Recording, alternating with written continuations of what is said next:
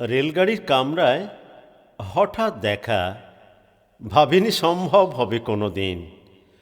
আগে ওকে বারবার দেখেছি লাল রঙের শাড়িতে, ডালিম ফুলের মতো রাঙা।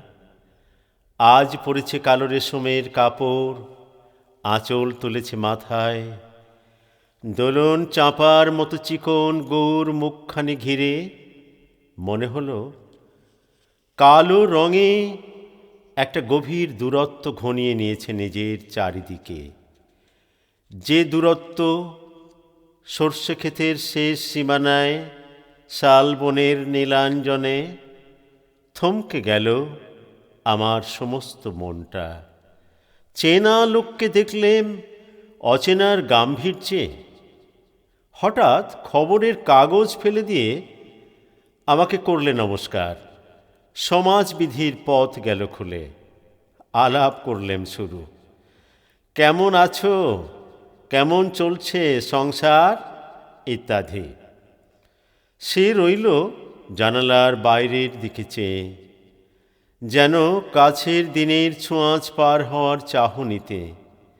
দিলে অত্যন্ত ছোট দু একটা জবাব, কোনোটা বা দিলেই না।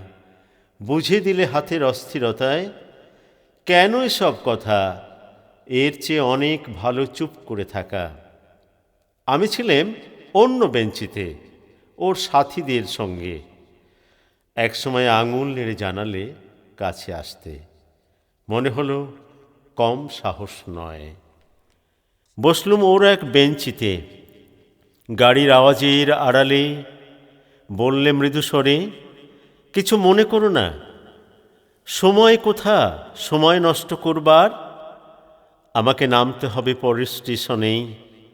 দূরে যাবে তুমি, দেখা হবে না আর কোনো দিনই।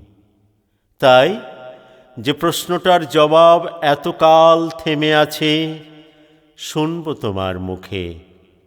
সত্য করে বলবে তো? আমি বললেম, বলবো। বাইরের আকাশের দিকে তাকিয়েই শুধলো, আমাদের গেছে যেদিন, একেবারেই কি গেছে?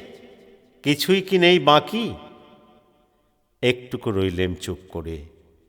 তারপর বললেম, রাতের সব তারারাই আছে দিনের আলোর গভীরে। খটকা লাগলো, কি জানি বানিয়ে বললেম নাকি। ও বললে, থাক, এখন যাও ওদিকে।